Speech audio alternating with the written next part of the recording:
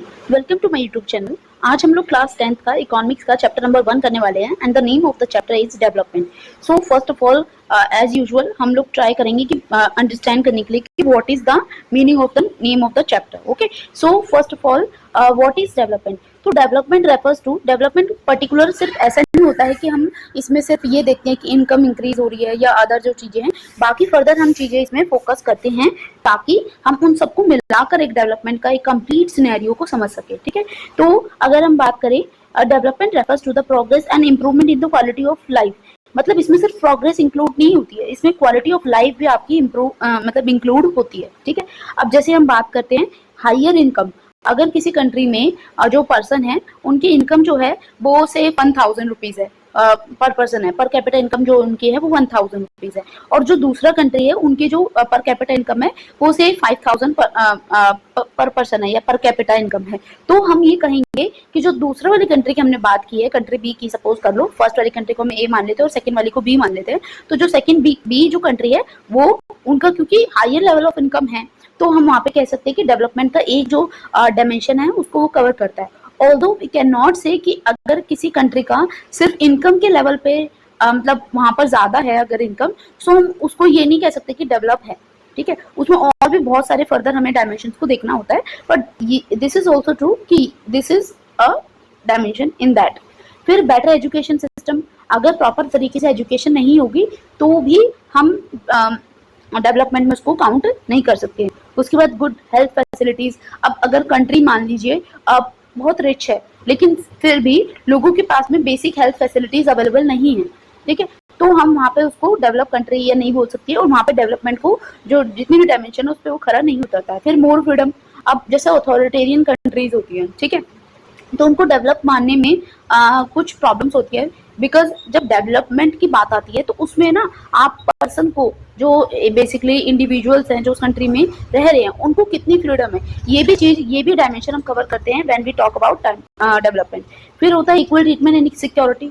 ठीक है, अब ऐसा है कि मान लीजिए अगर कोई क्राइम होता है तो if a person name is a commit a crime तो उसको ज्यादा पनिशमेंट मिल रही है, जबकि जो सेम क्राइम है वो बी कर रहा है उसको सेम पनिशमेंट नहीं मिल रही है, तो भी हम उसको एक तरह से डेवलपमेंट में नहीं काउंट कर सकते, बिकॉज वहाँ पे एक तरह से डिस्क्रिमिनेशन हो रहा है। ठीक है, अब हम समझेंगे थोड़ा सा डिफरेंस कि what is the difference between the growth and development. तो पहला क्या होता है, ग्रोथ क्या होता है, ये आपका refers to increase in the size and height and weight. For example अगर जैसे हमारा इंसान की भी अगर हम बात करें, अगर एक पर्टिकुलर चीज में ही सिर्फ इंसान बढ़ रहा है, जैसे उसकी हाइट तो बढ़ती जा रही है लेकिन उसका जो कॉग्निटिव लेवल पर डेवलपमेंट है वो उतना अच्छा नहीं हो रहा है, तो हम उसे सिर्फ ग्रोथ कह सकते हैं, हम उसे डेवलपमेंट नहीं कह सकते।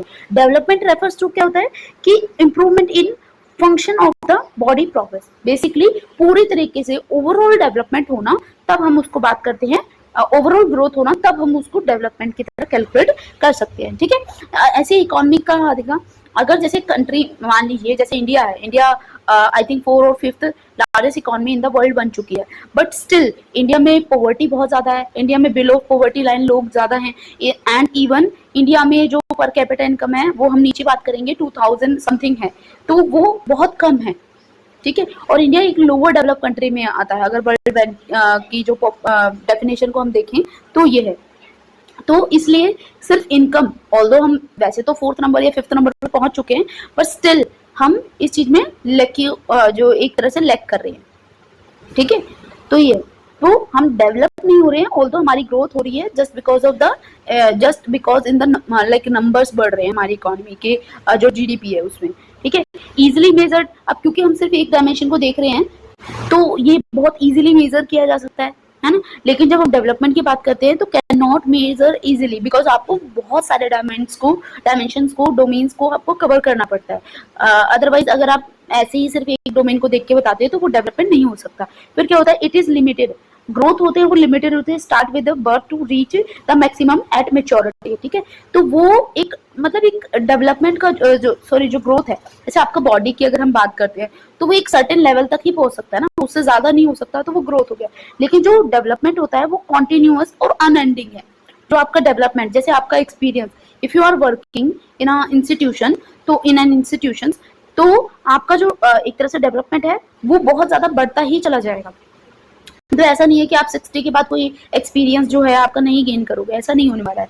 फिर अगर हम ग्रोथ की बात करें तो limited to a specific area, एक पर्टिकुलर चीज में हो सकता है, लेकिन डेवलपमेंट हम पहले ही बात कर चुके हैं, ओवरऑल डेवलपमेंट होता है और ये एक क्वांटिटेटिव चेंज है। ठीक है, सिर्फ हम क्वांटिटी में कि नंबर्स कितने बड़े इस चीज में देखते हैं, लेकिन जब हम डेवलपमेंट की बात करते हैं तो हम क्वांटिटी के साथ साथ क्वालिटी को भी देखते हैं। जैसे अगर हमारी पर कैपिटा इनकम बढ़े, सिर्फ हमारी जीडीपी नहीं बढ़नी चाहिए ना, ओवरऑल जीडीपी बढ़ने से हम उसको डेवलपमेंट नहीं बोल सकते, उसको ग्रोथ बोल सकते हैं। बट अगर डेवलपमेंट में देखना है तो पर कैपिटा इनकम भी एनहांस होनी चाहिए, लोगों को पब्लिक जो सर्विसेज हैं वो प्रॉपर तरीके से मिलनी चाहिए, तब हम उसको डेवलपमेंट में काउंट कर सकते हैं। आई थिंक कि अब आपको ये क्लियर हो गया होगा। उसके बाद देखेंगे हम difference, different people different goal. तो पीपल जो होते हैं seek different things, for some regular employment better wages. ठीक है, किसी किसी के लिए ऐसा होता है कि भाई आपको रेगुलर एक एम्प्लॉयमेंट होना चाहिए, ठीक है, और वहां पर आपको बेटर वेजेस मिलते रहे, वो उनके लिए इंपॉर्टेंट होता है। लेकिन अदर्स के लिए हो सकता है भाई सोशल इक्वालिटी, रिस्पेक्ट, सिक्योरिटी, ये किसी के लिए नीड हो सकती है। ठीक है, तो किसी को सोशली रिकॉग्निशन ज्यादा चाहिए, तो वो भी पर्सन होते हैं। और कुछ ऐसे होते हैं जिन्हें सिर्फ एक स्टेबल इनकम मिलती रहे, लाइफ में ज्यादा एडवेंचर ना हो, वो वाला ज्यादा फेज पसंद होता है। ठीक है, अब डेवलपमेंट की अगर हम बात करें, एक सब्जेक्टिव है, क्योंकि आप खुद सोचिए इसमें बहुत सारे डोमेन है, तो ये काफी ज्यादा सब्जेक्टिव है और इवन ये क्वालिटेटिव है, तो सब्जेक्टिव होना इसका तय है। तो what may be development for ones can be destruction for other. अगर किसी के लिए वो डेवलपमेंट हो सकता है पर अदर्स के लिए वो डिस्ट्रक्शन हो सकता है। अब यहाँ से एग्जांपल दे रखा है, building of a dam may mean electricity for some but displacement for other. जैसे जो ट्राइबल पीपल होते हैं वो एक पर्टिकुलर रिवर के आसपास रह रहे हैं, अब सपोज वहां पर एक डैम बना दिया जाता है, ऐसे ये रिवर है, इसके यहाँ पर एक डैम बना दिया जाता है, तो यहाँ पर आसपास के एरिया में वाटर एक्यूमुलेट होने लगेगा। और इस केस में क्या होगा कि यहाँ के जो आसपास के रहने वाले लोग थे उनको अपनी जगह से डिस्प्लेस होना पड़ेगा, उनको अपने रूट्स, जो उनका नेटिव विलेज है उसको छोड़ना पड़ेगा, तो उनके लिए तो वो डिस्ट्रक्शन है। बट अगर हम बात करें जिनको उससे इलेक्ट्रिसिटी मिलने वाली है, उनके लिए वो क्या है, एक तरह का डेवलपमेंट है। ठीक है, अब हम बात करें income and other goals. Income is the major factor of the development but not only one. हम अगर हम बात करते हैं कि अगर डेवलपमेंट की अगर हम बात करते हैं तो सबसे पहले आपको ये समझने की जरूरत है कि डेवलपमेंट में money, income is very important. But ऐसा नहीं है कि सिर्फ इसी के कॉन्टेक्स्ट में आप सिर्फ डेवलपमेंट को मेजर करोगे। डेवलपमेंट को मेजर करने के लिए आपको फर्दर अदर डायमेंशंस को भी ध्यान रखना है। पर although it is also true कि it is a major factor in the development. अब पीपल ऑल्सो डिजायर, पीपल क्या क्या डिजायर करते हैं कि उनको फ्रीडम मिले, आजादी मिले। कोई भी नहीं चाहता ना कि भाई if a person is earning 5 lakh per month, लेकिन अगर उसको फ्रीडम नहीं मिलता है, वो अपनी मर्जी का कुछ काम नहीं कर पाता है, तो वहां पर हम उसको एक तरह से डेवलपमेंट में इंक्लूड नहीं कर पाएंगे। तो उसके बाद क्या हो जाता है, जैसे सिक्योरिटी, 5 लाख पे अर्न कर रहा है बट वो सिक्योर नहीं है, उसकी इनकम कोई भी उसे स्नैच कर सकता है, उसका जो नेम बना है उसको कोई भी हटा सकता है। ठीक है, तो वो आपका ये भी चीजें जो होती हैं ये भी कैलकुलेट होती हैं डेवलपमेंट के केस में। रिस्पेक्ट मिलनी चाहिए। देखो, human is a social animal, तो क्या होता है कि ह्यूमन को रिस्पेक्ट भी डिजायर होती है। बेसिकली उसको लोग इज्जत करें, 4 लोग उसके बारे में बातें करें, ये भी उसको चाहिए होता है, तो रिस्पेक्ट भी उसको। Education and health care, education अच्छा वेल क्वालिफाइड पर्सन हो। सपोज करो कि एक पर्सन है बहुत अच्छा अर्न कर रहे हैं बट वो उतने क्वालिफाई नहीं है, तो sometime they feel inferiority complex, है ना, कि मैं किसी से कम हूँ। और हेल्थ केयर अगर सिस्टम प्रॉपर तरीके से नहीं मिल रहा है तो भी हम इनकम को क्या करेंगे अगर आपकी हेल्थ ही अच्छी नहीं है तो। ठीक है, फिर these are called non monetary goals. तो इसमें आपका मॉनेटरी का सच नहीं है, मतलब मनी से इतने ज्यादा रिलेटेड नहीं है, बट फिर भी ये भी बहुत इंपॉर्टेंट डायमेंशन है जिसको हम मेजर करते हैं जब भी हम डेवलपमेंट को देखते हैं। फिर अगर हम बात करें नेशनल डेवलपमेंट, तो refers to the overall development of a country. एक कंट्री का overall development, not only a single sector और अ सिंगल पर्सन, ऐसे नहीं है, पूरे कंट्री का जब डेवलपमेंट होता है तो हम उसको बोलते हैं नेशनल डेवलपमेंट। फिर अब इसमें बात आ जाएगी जैसे इकोनॉमिक ग्रोथ, इनकम बढ़नी चाहिए, इंडस्ट्रीज भी बढ़नी चाहिए, इंफ्रास्ट्रक्चर एक तरह से इंप्रूव होना चाहिए, ये सारी बातें आपकी होनी चाहिए। Social wellbeing, education, health facility, ठीक है, और आपको इक्वालिटी आपको मिलनी चाहिए। डिफरेंट पीपल में have different notion of what national development mean. अब मतलब सबके अपने अपने ना अलग अलग पर्सपेक्टिव हो सकते हैं। किसी के लिए कंट्री के डेवलपमेंट का मतलब कुछ और हो सकता है और दूसरे के लिए बिल्कुल अलग भी हो सकता है। ठीक है। जैसे एक पर्सन को लगता है कि अगर कंट्री में सब लोगों के पास खाने के लिए प्रॉपर सिस्टम अवेलेबल है, जैसे अगर कोई पर्सन बहुत पुअर है और उसको लगता है कि अगर सभी लोग शाम को खाना खा के अपना सो पा रहे हैं तो वो उस कंट्री को डेवलप मान लेगा। पर एक कोई फर्दर पर्सन है जो काफी ज्यादा एजुकेटेड है, तो उसको लगता है कि अगर हमारी कंट्री में सब लोगों के पास खाने के लिए प्रॉपर है, लेकिन फिर भी अगर उनके पास एजुकेशन नहीं है तो हम उस कंट्री को डेवलप नहीं मान सकते। तो अब दो अलग अलग पर्सन हो गए और दोनों का अलग अलग कॉन्ट्रेरी व्यू हो सकता है, ठीक है। How we compare different country और स्टेट। अब जब हम दो कंट्रीज को कंपेयर करना चाहते हैं, हम मोस्टली कहते हैं ना कि US is a developed country, है ना, और भी यूरोपियन कंट्रीज है वो डेवलप कंट्री है, but India is a developing country और अंडर डेवलपिंग कंट्री, मतलब विकासशील देश है या विकसित होने की राह पे है एक देश। और जो अगर हम यूएस की बात करें तो वो क्या है, एक विकसित देश है। तो यही है, इसको हम कैसे मेजर करेंगे। तो पहला क्या होता है, पर कैपिटा इनकम। पर कैपिटा इनकम को हिंदी में बोला जाता है प्रति व्यक्ति आय। तो अगर हम पूरी कंट्री की जो इनकम होती है उसको अगर हम उस कंट्री की पॉपुलेशन से डिवाइड कर देते हैं तो उस केस में हमारे पास उस कंट्री की पर कैपिटा इनकम आ सकती है, यानी पर पर्सन इनकम। ओके, अब जैसे क्या हो जाता है, इसको आप अगर समझना चाहते हैं, जैसे एक कंट्री में मान लीजिए 1 लाख रुपीज पूरी कंट्री ने एक साल में अर्न किया। This is a hypothetical example only, ठीक है, बहुत ज्यादा होता है जीडीपी, मैं एक एग्जांपल लेके चल रही हूँ। अब उस कंट्री में जो पॉपुलेशन है वो है सपोज कर लीजिए 20,000 की, ठीक है। तो इस केस में हमारा पर कैपिटा इनकम क्या आ जाएगा, 5 रुपीज, ठीक है। ये एक मैंने बहुत सिंपल से एग्जांपल लेके आपको समझाने की कोशिश किया है। तो ऐसे क्या होता है, हर कंट्री की पूरी ओवरऑल इनकम को कैलकुलेट किया जाता है, जीडीपी को कैलकुलेट किया जाता है, और फिर उस इनकम को टोटल नंबर ऑफ पर्सन जो वहाँ पे उस कंट्री में हैं उससे डिवाइड कर दिया जाता है, तो हम उस कंट्री की पर कैपिटल इनकम को निकाल पाते हैं। वर्ल्ड बैंक ने यूज किया है, जैसे वर्ल्ड बैंक क्या यूज करता है, क्लासीफाई कंट्री को कैसे करता है, जैसे अगर कोई कंट्री है वहाँ पे पर capital income is more than 13,845 USD, US dollar, अगर इससे ज्यादा किसी कंट्री की होती है तो हम उसे डेवलप कंट्री मान सकते हैं। But in case of India अगर हम बात करते हैं, sorry, in case of lower development countries की बात करें तो वहां पर अगर लेस देन दिस इनकम है, यानी 1086 डॉलर से कम अगर किसी कंट्री की पर कैपिटा इनकम है तो उसे लो इनकम कंट्रीज बोल दिया जाता है। अब जैसे इसमें रिच इनकम या डेवलप कंट्रीज में किस किस का एग्जांपल आ सकता है, जैसे अगर नॉर्वे की हम पर कैपिटा इनकम की बात करें विच इज मतलब बहुत ज्यादा है, 1,02,175.9 डॉलर्स। अगर हम यूएस की बात करें that is also 71,230 dollars. India में 2,250 डॉलर्स है which is very less. Even Bangladesh is ahead of us, ठीक है। तो ये है, अगर पर लो इनकम कंट्री में तो सोमालिया हो गया, जो बिल्कुल ऐसी कंट्री है ना जैसे अफ्रीकन कंट्रीज में आ जाता है, सोमालिया हो गया, इवन आपका चैड हो गया, लिबिया हो गया, जो छोटी छोटी कंट्रीज हैं और जहाँ पर civil war, Bosnia Herzegovina, sorry Bosnia Herzegovina नहीं, ये आपका बेनिन हो गया, आइवरी कोस्ट हो गया, तो ऐसी कंट्री जहाँ पर सिविल वॉर चलता रहता है, हमेशा क्लैशेस चलते रहते हैं, वहां पर आपको ये वाली देखने के लिए मिल जाएगी। लो इनकम कंट्री उनको कैटेगराइज किया जाता है। इवन सोमालिया है इसमें एग्जांपल हो जाएगा, इथियोपिया का एग्जांपल हो जाएगा, ठीक है।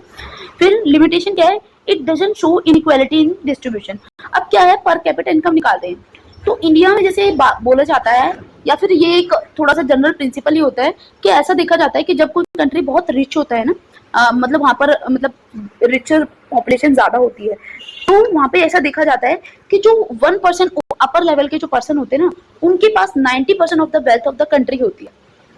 आप समझ रहे हैं, 99% जो बचे उनके पास सिर्फ 10% जो है उसमें से वो लोग उस चीज को बांटते हैं।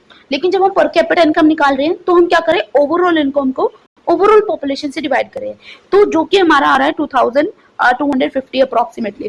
तो वही समझने वाली बात है, यहाँ पर वेरिएशन बहुत ज्यादा है, तो उस चीज को तो हम कैलकुलेट कर ही नहीं रहे। तो पर कैपिटल इनकम जो हम निकाल रहे हैं, इससे भी कम लोगों के पास इनकम है, ठीक है, बहुत से लोग इससे भी कम अर्न कर रहे हैं। आई बात आपको समझ में, ठीक है।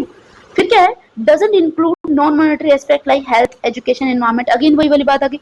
अगर हम जैसे बांग्लादेश की बात करते हैं, बांग्लादेश में पर कैपिटल इनकम जो है इंडिया से ज्यादा आ रहा है, पर इंडिया का जो हेल्थ सिस्टम है बांग्लादेशी तो ठीक है ना। लेकिन अगर हम कुछ कंट्रीज की बात करें जिनको बहुत अच्छा हेल्थ सिस्टम है, ठीक है, तो वहां पर आपको ये चीज देखने के लिए मिलेगी कि लेकिन हम उसमें सिर्फ इंक्लूड करते हैं किस चीज को, मॉनेटरी सिस्टम को। जैसे भूटान एक एग्जांपल हो जाएगा इसका बहुत अच्छा।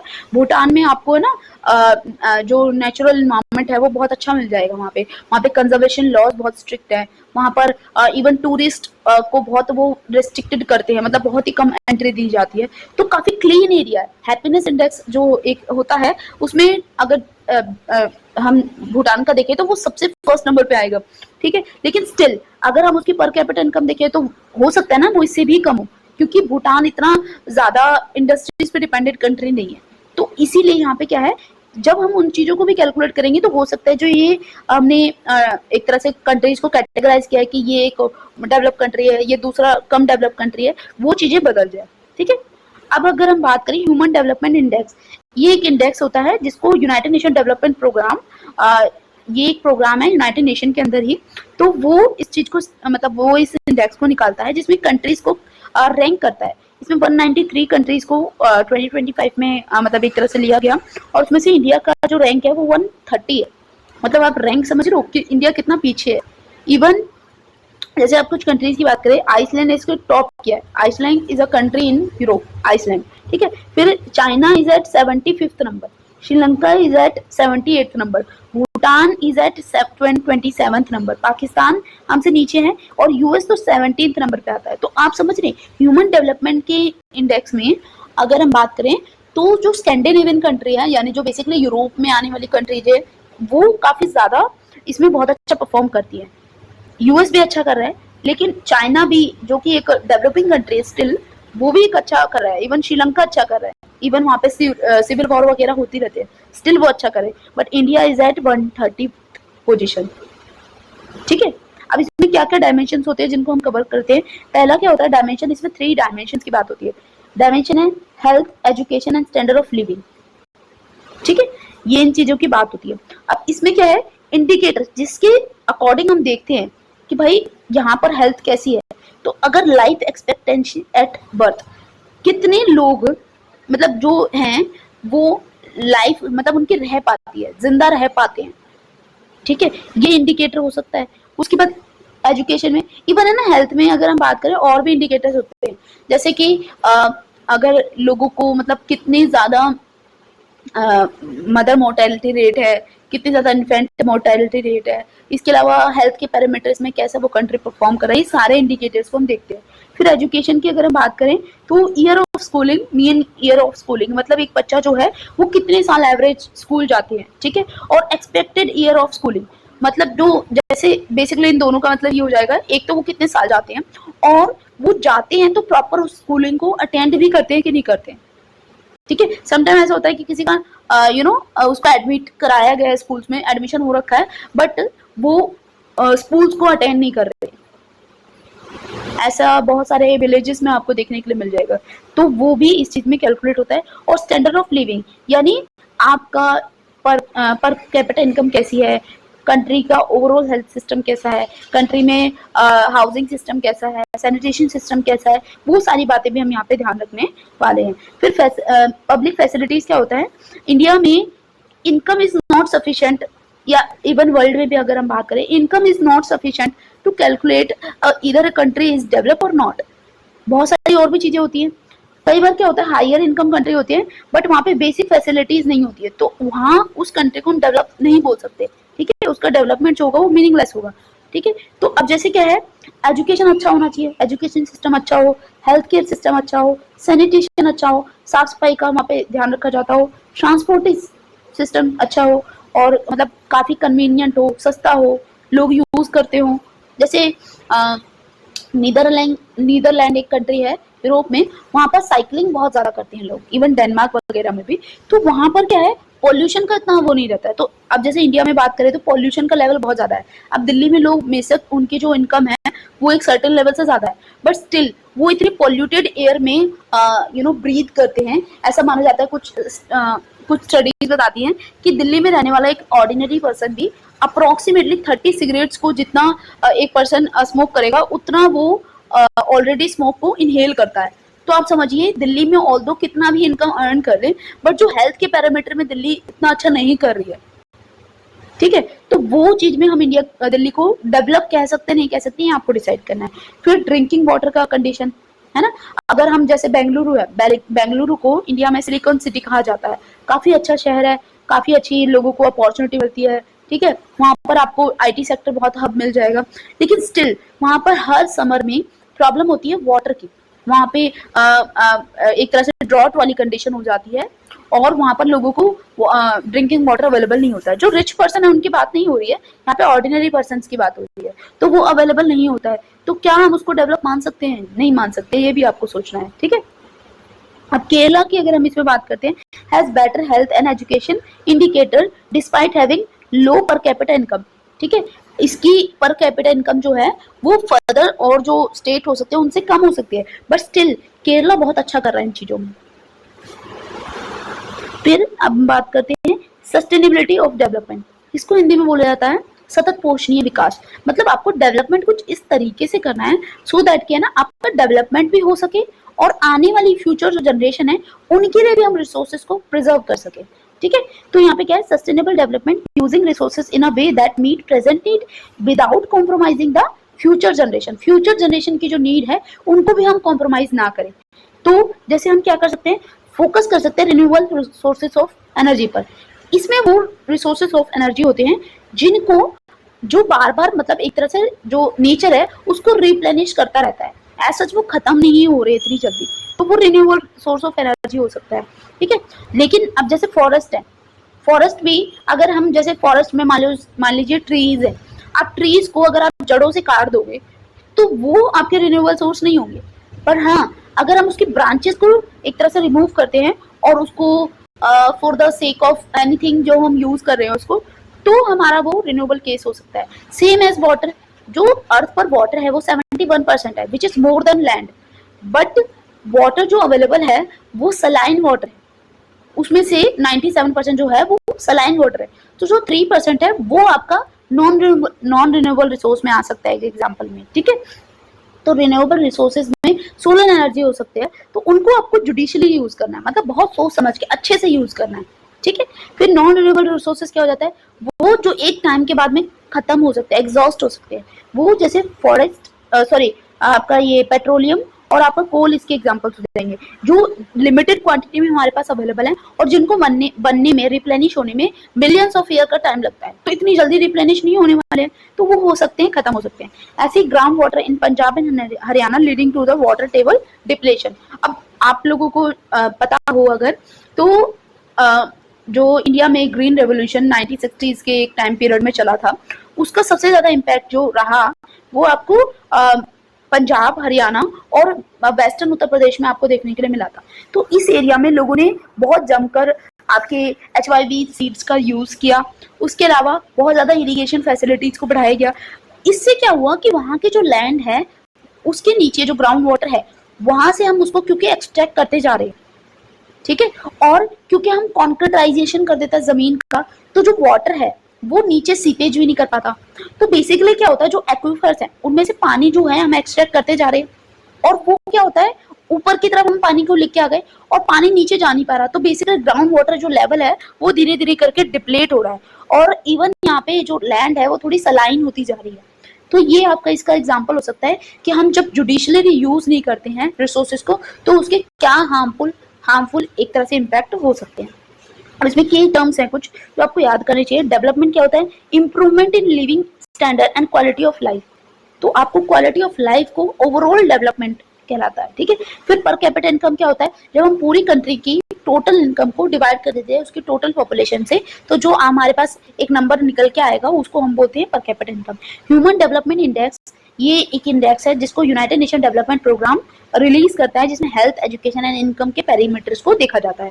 फिर हम सस्टेनेबल डेवलपमेंट बात करते हैं, तो sustainable development is a type of development in which we try to use resources judiciously so that कि फ्यूचर में आने वाली जो जनरेशन है can utilize them as well, है ना, नॉट ओनली अस।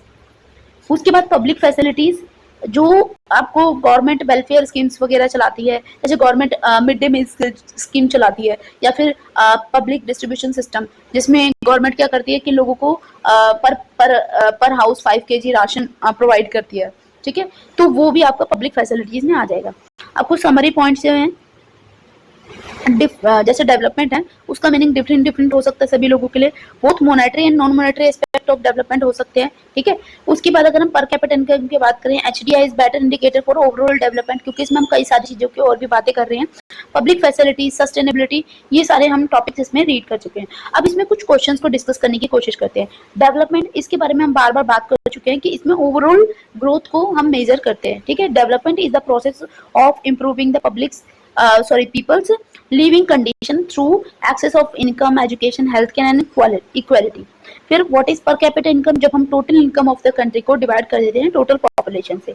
फिर non monetary aspect of development क्या हो सकते हैं, जिसमें मनी के रिलेटेड बातें नहीं हो रही है, लेकिन फर्दर अदर चीजों की बात हो रही है, जैसे health, education, equality, security, freedom, ये सब की बातें होती हैं। फिर which organization publish the human development index, United Nation development program. अच्छा, आप है ना इन क्वेश्चंस को आंसर करने का खुद भी ट्राई करो। फिर अगर हम 2 मार्क के क्वेश्चंस देखते हैं तो why is the per capita income not a perfect measure for development, क्योंकि पर कैपिटा इनकम में क्यों नहीं हो सकता, आप खुद सोच के देखिए इसको, क्योंकि पर कैपिटा इनकम में सिर्फ हम इनकम को कंसीडर कर रहे हैं, बाकी जो हेल्थ है, एजुकेशन है, सैनिटेशन है, इनकम इनइक्वालिटी है, उन सब चीजों को तो हम बात ही नहीं कर रहे, तो इसलिए ये हमारा इतना अच्छा मेजर नहीं होता है पर कैपिटा इनकम। रेदर देन हम जैसे ह्यूमन डेवलपमेंट इंडेक्स होता है, वो एक इससे बेटर एक वर्जन हो सकता है डेवलपमेंट को मेजर करने के लिए। फिर सस्टेनेबल डेवलपमेंट में क्या होता है कि आपको रिसोर्सेज को ऐसे यूज करना है, संसाधनों को इस तरीके से उपयोग करना है सो दैट कि आप उनको अपने लिए आज के टाइम में भी यूज कर सको और आने वाली जो फ्यूचर जनरेशन है उनके लिए भी उनको प्रिजर्व कर सको, ताकि वो भी उनको इन फ्यूचर यूज कर पाए। फिर how do we different people have different development goals, किसी के लिए डेवलपमेंट का गोल अलग हो सकता है और किसी के लिए कुछ हो सकता है। फॉर एग्जांपल, इंडस्ट्रियलिस्ट में प्रेफर बेटर ट्रांसपोर्ट। अब जैसे ट्रांसपोर्ट का सिस्टम है, ठीक है, तो इंडस्ट्रियलिस्ट क्या चाहेंगे कि बेटर ट्रांसपोर्टेशन सिस्टम हो, फार्मर चाहेगा भाई इरिगेशन की फैसिलिटी अच्छी हो, ठीक है, और फेयर प्राइसेस उनको मिले। गर्ल में prefer good education and safety. तो हर किसी के लिए डेवलपमेंट का जो डायमेंशंस होते हैं या गोल्स होते हैं वो अलग अलग हो सकते हैं। फिर हम बात करते हैं explain the example of the development for one may not be development for other. ये वही वाला क्वेश्चन है, इसी की तरीके से आप इसको आंसर करने की कोशिश कर सकते हैं। Compare the development of the Sri Lanka India and Sri Lanka in HDI. देखो, एचडीआई के केस में Sri Lanka perform better than India, ठीक है। एचडीआई के केस में श्रीलंका जो होता है वो इंडिया से ज्यादा अच्छा परफॉर्म करता है। इंडिया मतलब इंडिया की जो रैंक थी वो पीछे थी, मतलब 130 थी, जबकि श्रीलंका की रैंक 78 थी, तो वो इन चीज़ों में बेटर परफॉर्म कर रहा है। बट वहाँ पे लोअर लेवल ऑफ इनकम है, इंडिया से कम है, लेकिन स्टिल वो बहुत अच्छा परफॉर्म कर रहे हैं, ठीक है। अब what are the limitation of using average income as the sole creation for development. सिर्फ अगर हम इनकम को कंसिडर करते हैं तो उसमें क्या प्रॉब्लम है, हाई डिस्पैरिटीज, जो डिस्पैरिटी है, इनकम डिस्पैरिटी है, बेसिकली हेल्थ के पैरामीटर्स उन सबको इग्नोर कर रहा है। उसके अलावा क्या होता है, लिविंग कंडीशन को इग्नोर कर रहा है। सिक्योरिटी पर्पस, जो सिक्योरिटी होता है, जैसे हम मतलब security of the income, security of the job, ये सबको इग्नोर करता है। फिर explain the 3 component of the human development, ये आप लोगों को मैंने पहले ही बता दिया, हेल्थ हो गया, एजुकेशन हो गया एंड स्टैंडर्ड ऑफ लिविंग हो गया। फिर how can sustainable development be achieve, तो कैसे कैसे हम सस्टेनेबल डेवलपमेंट को अचीव कर सकते हैं। रिन्यूएबल रिसोर्सेज ऑफ एनर्जी को हम यूज करें, reducing pollution and waste, pollution जो होता है उसको हम रिड्यूस करने की कोशिश करें, ग्लोबल वार्मिंग गैसेस होती हैं उनको रिड्यूस करने की कोशिश करें, जो हमारे नेचुरल रिसोर्सेज अवेलेबल है हमारे पास में उनको जुडिशियली यूज करें, ठीक है, जो भी हम रिसोर्सेज को यूज करें उनको जुडिशियली यूज करें, कंटेमिनेशन ऑफ द वाटर वगैरह ये ना करें, balancing of the ecological care, basically आपको एक तरह से पूरा इकोलॉजी को मेंटेन करने की कोशिश करनी चाहिए, ठीक है। इन्वायरमेंटल डिग्रेडेशन क्या होता है, डिग्रेड होता है बेसिकली इन्वायरमेंट का एक तरह से खराब होना। तो यहाँ पे क्या है, इसको हम कैसे why do environment degradation and over use of resources pose a threat to the development, क्या थ्रेट वो पोज करते हैं। तो पहला क्या होता है, अगर हम ये इसमें देखें तो पहले हो जाएगा डेवलपमेंट डिप्लीट नेचुरल रिसोर्सेज को डिप्लीट कर देता है, खत्म कर देता है। फिर हार्म फ्यूचर जनरेशन के लिए हार्मफुल हो सकता है, lead to the health issues, economic cost and create climate change and food insecurity. ये सारे काम हो सकते हैं अगर हम उसको डिग्रेडेशन ऑफ द एनवायरमेंट होता है या over use of the resources हम करते हैं। Thank you.